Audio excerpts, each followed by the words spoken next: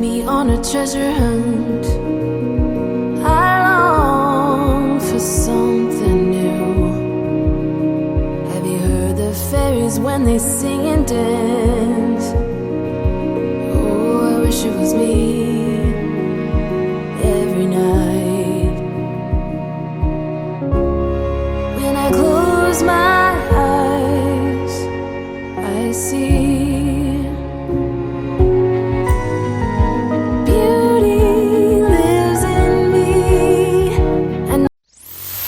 Ladies and gentlemen, you are listening to Life Well Lived by Omobola Stephen. It's an engaging and enlightening talk show on life, relationships, and the business of life. Grab a cup of juice and just chill. Life Well Lived by Omobola Stephen. Live life. Live fully.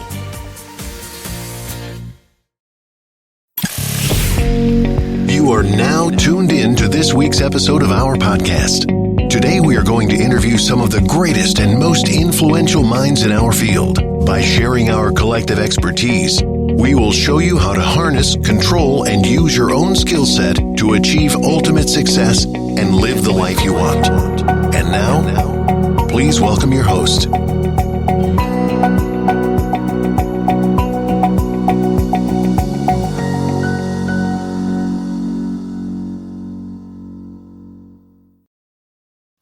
Good to have you on the show today. My name is Omobola Stephen and welcome to Life Well Lived by Omobola Stephen. Do you like to connect with a therapist, a coach, a mentor, a spiritualist, perhaps a business consultant, even a CEO of a multinational company or an entrepreneur? I can help you make the smooth connection. Why not hook up with me on my website, www.remarkabletolife.com, and let's make it happen. Now, on today's show, it's focusing on addiction and its root cause and easy recovery. Now, this is a touchy subject, and I have a perfect or a guest on today's show who's going to do justice to this topic. He has got a real-life experience to share. He's probably the only person arrested by the FBI. Now you want to know more. Welcome to Life Well Lived by Omobola Stephen, Ed Kressy, who is an addiction recovery coach and an author. Omobola, thank you so much for the opportunity to be here. All right. Thank you so much, Ed Kressy, for your time. Now, can you introduce yourself to my audience? I am almost certainly the only person ever who was once arrested by the FBI, then recognized with a community service award by the FBI director. I'm so fortunate that thanks to God, thanks to amazing people in my life, I was allowed to turn my life around, to overcome my own devastatingly poor choices that led to decades of drug addiction in order to become a community servant. I'm also an author, as you kindly mentioned. All right. Thank you so much for that. Now, I want you to tell me more about your story with the FBI. I was addicted to, among other drugs, methamphetamine. Methamphetamine is a devastating drug, especially when you use it to the excess that I used it. I snorted meth. I smoked it for 11 years. What happened was I succumbed to what's called methamphetamine psychosis, meaning I would hear these disembodied voices. I even had a name for them. I called them the Boolean operators. The Boolean operators were these disembodied voices that told me they were from the FBI. I would believe that there were invisible stealth bombers following me at all times. I believed I saw myself on television. I saw pictures of myself in magazines. I believed there was this vast FBI conspiracy targeting me. I believed that it was all because I had inadvertently befriended one of the 9/11 hijackers. I'd been doing a lot of kickboxing. I spent some time in Bangkok, Thailand. I became friends with a guy. Maybe he was somehow affiliated with a terrorist. The point is, I got so deep into my conspiracy beliefs that they were more real to me than reality. I used to show up. I would go to the FBI. I would show up at their offices, high on meth, to my deep shame. Once I was interviewed by two counterterrorism FBI agents about my friend from Bangkok. I went to that interview after being up all night on meth, to my shame. I could go on and on and on. The point is, Finally, I pushed my luck too far. I showed up at the FBI offices with a warrant out for my arrest. They arrested me for failure to appear in court, but really it represents a much greater failure on my part. I came from a place of being an overprivileged, selfish white guy, which in America and maybe in other parts of the world means that society gave me a lot of unfair advantages. I had a college degree, owned a home, a wonderful professional career. All of it was unfairly bestowed upon me, basically because of my skin color and because of my maleness and because I grew up socioeconomically privileged. I could have used all of those things to benefit society. I could have taken those unfair advantages and given back to my communities. Instead, I selfishly consumed alcohol, drugs, material possessions, was disrespectful to women, to my family, to just about everyone. To get at the root cause, it was because I hated myself. I hated myself for failing to pursue my childhood dream of becoming an author. There are many root causes that we could go into. The point is, I arrived at a place where the FBI arrested me in a way that represents the fact that I really failed society.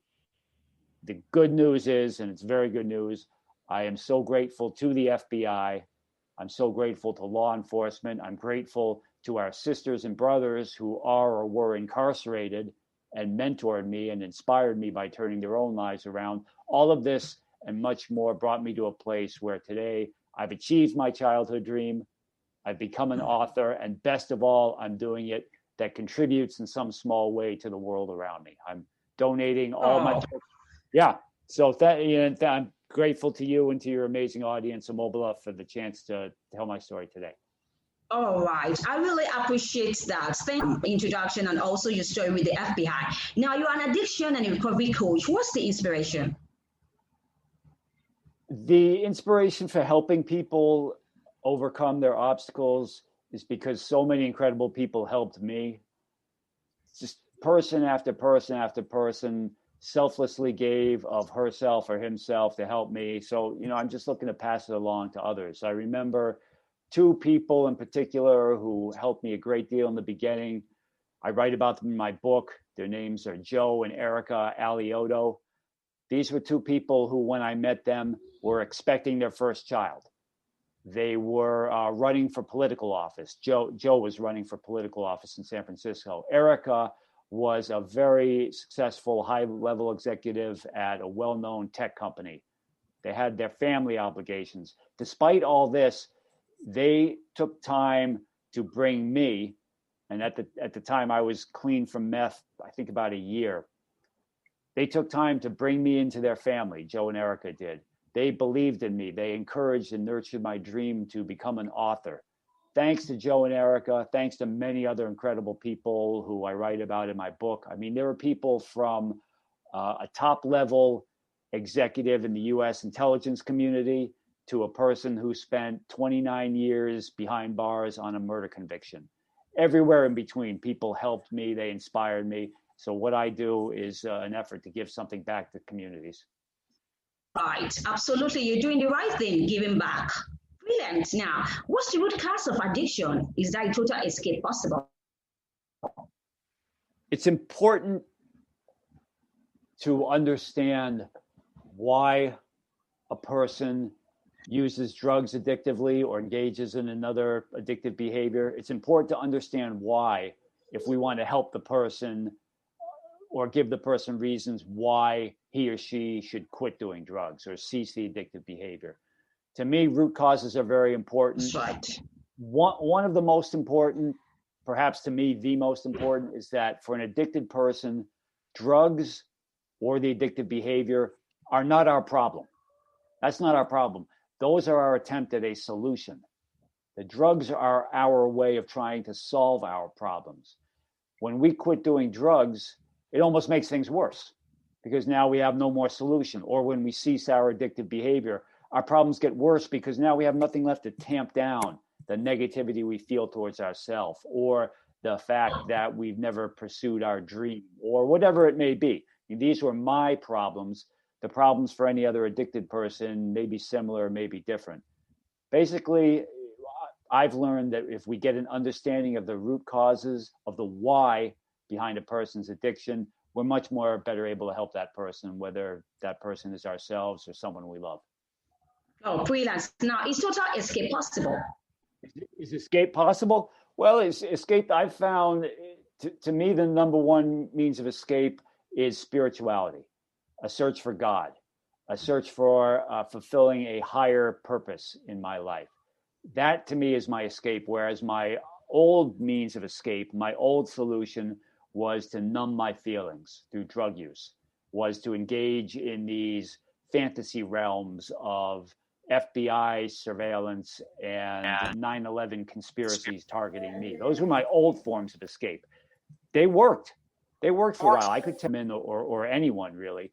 I could put aside that part of myself that I hated in favor of becoming someone at the center of this global FBI conspiracy, which is what I thought I was when I was smoking a lot of methamphetamine. So the escape worked. The problem with drugs is, and it's a big problem, is that when drugs fail as a solution, they often fail catastrophically.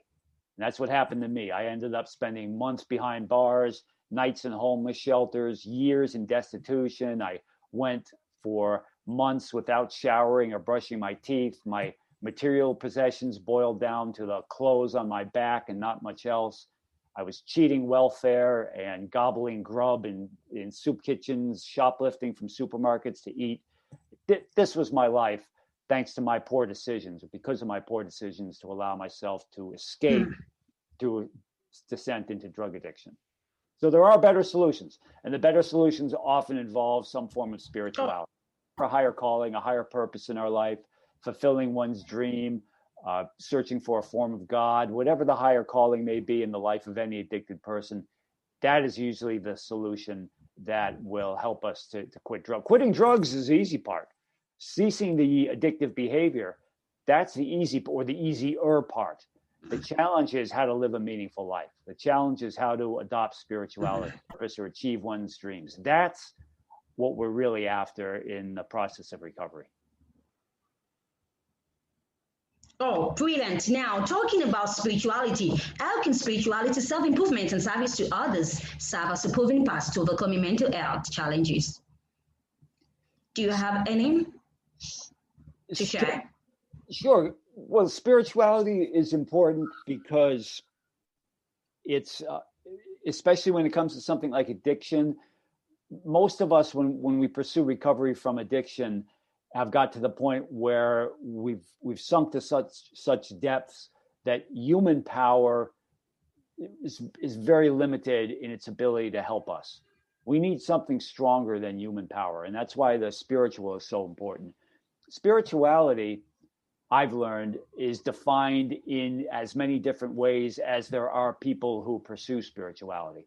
You know, your audience's brand of spirituality may be completely different from mine. There may be similarities. It doesn't matter.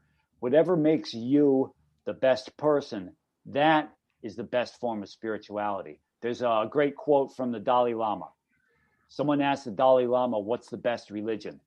The Dalai Lama, the questioner thinks the Dalai Lama is going to say something like Buddhism because it's the oldest, you know. But the Dalai Lama responds, the best religion is the one that makes the practitioner the best person, the kindest, the most empathetic, the most compassionate. Whatever makes you, the listener, the best person, that's the best form of spirituality or recovery or whatever life's path you want to pursue. Usually that involves something along the lines of pursuing our dreams, achieving our dreams, and answering a higher calling. Oh, great. Thank you so much for that. Now, let's focus on the criminal justice reform, right? So has it been beneficial to persons who had histories of addiction and incarceration? In the United States and probably elsewhere in the world, well, I'll tell you what, let's stick with the United States. Here in America, usually you don't find yourself incarcerated unless addiction has factored in somewhere down the line. Either you yourself were addicted, or there's addiction in your family, or your community was ravaged by addiction. Usually addiction is involved in incarceration in most cases in America. Maybe not in all cases, but I believe in most. So to address criminal justice reform and address addiction, it's like taking a piece of clay and pulling it apart and calling one piece addiction and one piece criminal justice reform. There's still two pieces pulled from the same block of clay. What I found through my work inside prisons and in jails and working with women and men who were incarcerated is that the pivotal thing to address is overcoming stigma. If we can overcome stigma, then we can overcome a lot of the other challenges related to addiction and criminal justice reform. For example, one major challenge to people who are overcoming histories of incarceration is employment. Here in America, it's much more difficult to find employment if you have a criminal record. But that's not really so much because of the laws or because of the rules as it is because of the stigma. People are afraid oftentimes to hire them. All right, thank you so much for that. Yeah, so I love the title of your book, right? Let's talk about your book because I know you're an author. Now, your book is titled My Addiction and Recovery. Just because you're done with drugs doesn't mean drugs are done with you. Now, what's the inspiration and how can one get your book? Thank you so much. The title, Just Because You're Done with Drugs Doesn't Mean Drugs Are Done With You, references the fact that even though I quit methamphetamine for good in 2007, I continued to experience what most people would term severe mental health challenges. I battled suicidal depression, psychosis, extreme paranoia of the FBI, obsessions around food and exercise. Thanks to God and thanks to amazing people, today I'm able to lead a beautiful life despite having faced what many would term mental health challenges. To answer your question, and thank you so much for asking, you can get my book on Amazon. You can also find it wherever books are sold. And not only will you get a great story, not only will you get insights into the root causes of addiction and how to help yourself and loved ones, you'll be supporting great causes.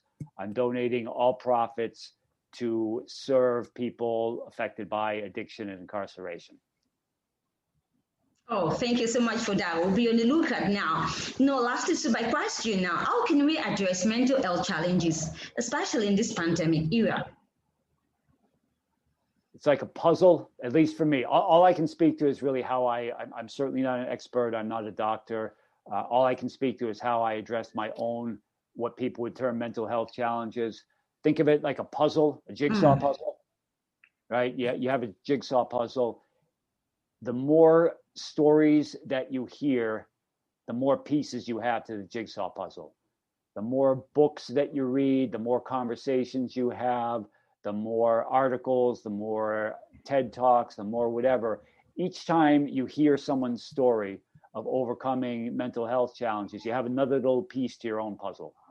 Listen to a lot of stories, read a lot of books, talk to people who have faced and overcome similar challenges as yours, get more pieces of the puzzle. There's a beautiful, wonderful life for you and your loved ones on the other side.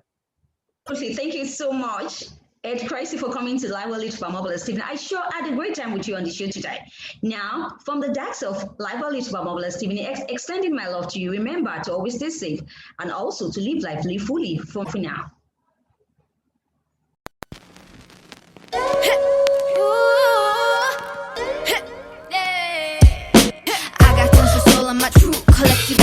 Famous, so famous, number one, desirable. I do what I want, when I want, and how I want it. Leave you with the one in the air, that's how I roll. I got tons of soul, I'm a true collectible. Famous, so famous, number one, desirable. I do what I want, when I want, and how I want it.